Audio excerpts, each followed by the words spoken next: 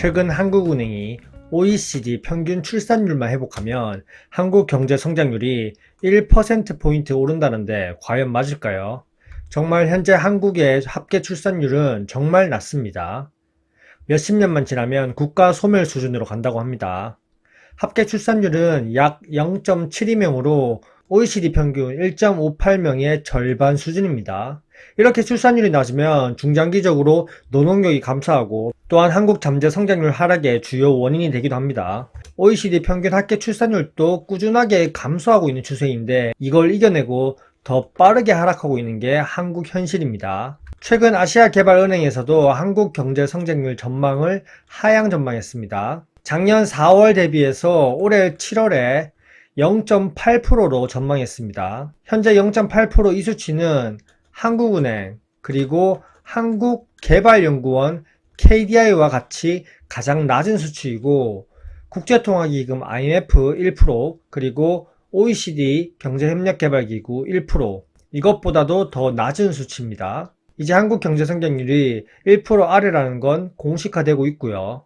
그동안 시중 유동성이 부동산으로 쏠렸고 그러니 내수 경제 소비가 순환되지 않고 부동산 가격만 계속 상승하니까 젊은이들이 결혼도 할 수 없고 결국 애도 낳을 수 없는 이런 구조적 문제가 몇십 년간 지속되었습니다. 이제 건설 투자 감소 그리고 관세로 인한 수출 둔화 그리고 부동산 시장 약세로 한국의 성장이 더욱 둔화될 것으로 예상하고 있습니다.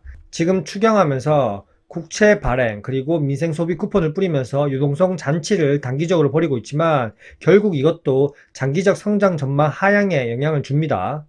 렛츠고! OECD가 전망한 대로 한국은 작년 12월 연말에 초고령 사회로 진입했습니다.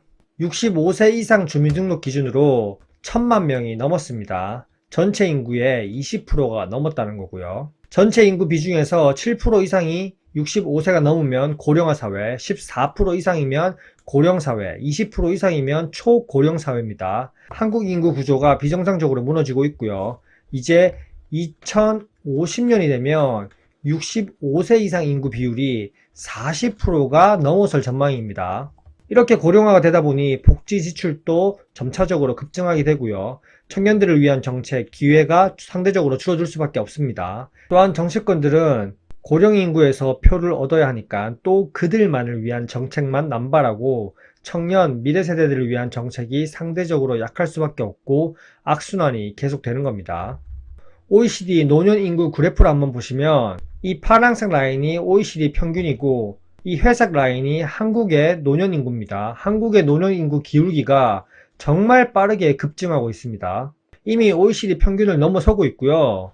2045년이 되면 OECD 국가 중에서 가장 높은 고령 인구 비중을 기록할 것으로 예상됩니다. 한국은행이 그렇게 전망했습니다.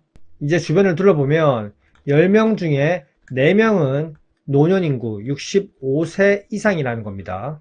은퇴한 고령 인구 대부분이 집 한 채만 빚으로 떠안고 있고 젊은 층과는 다르게 상대적으로 소비보다 저축 성향이 강해지면서 실질금리가 하락할 가능성도 높아지고요. 한국은행에 따르면 이런 고령화는 생산 가능 인구가 감소되면서 성장률 약화가 되고요. 저축 증가와 투자 둔화가 되면서 실질 금리가 장기적으로 1.3%대에서 0.6%대까지 하락할 수 있다고 봅니다. 결국 통화정책 운영하는데 구조적 제약을 만들 수밖에 없고요.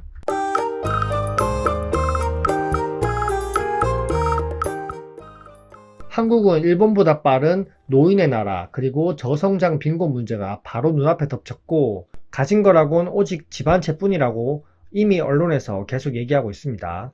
수도권 집중현상 그리고 표심을 위해서 본인들 정권 연장을 위해서 부동산, 건설사만 떠받드는 이런 정책들로 이미 한국의 인구 구조는 망가졌고요. 단기간 몇 년 사이에 해결할 수 있는 문제가 아닙니다. 과연 어느 누가 부동산 공화국에서 부동산 관련 정책을 얘기하지 않고 정치인이 될 수 있을까요? 현재 정치인들도 문제지만 투표하는 우리 모두도 문제입니다. 이러니까 결국 빈부격차만 커지고 기득권층 빼고 대다수 노인들은 결국 빈곤해집니다. 기득권층들은 부동산 가격을 최대한 올려서 2030 미래 세대들에게 팔아먹고 그걸로 노후를 따뜻하게 보낼 생각을 하고 있고요. 10년, 20년만 지나도 사줄 인구가 점점 줄어들고 이게 부동산 공화국의 몰락을 미리 보여주는 겁니다.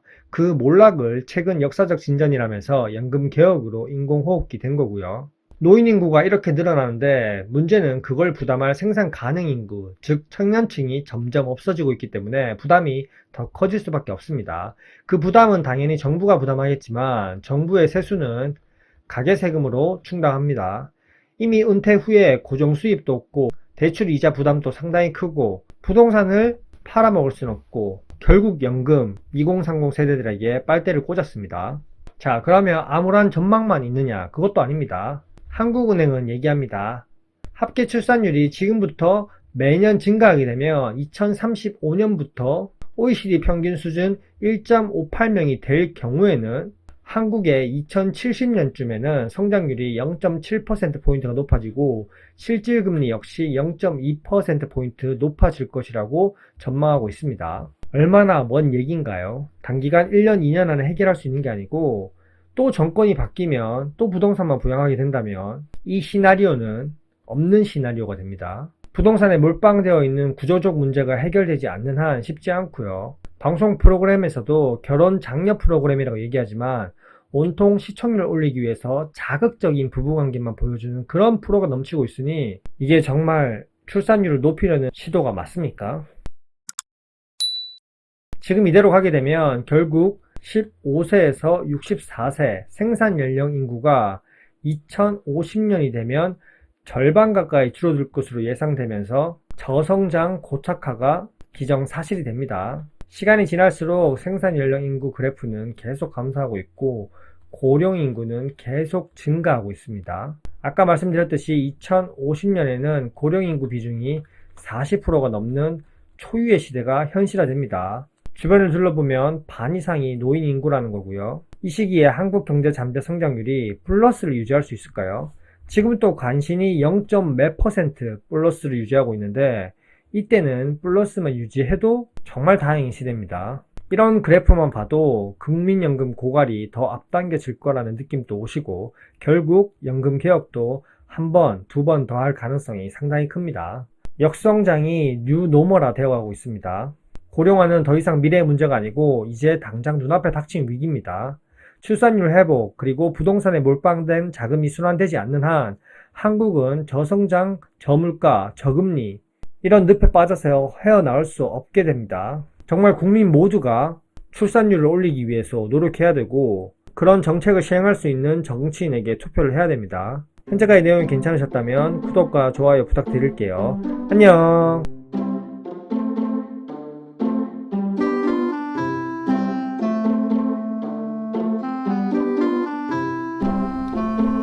Why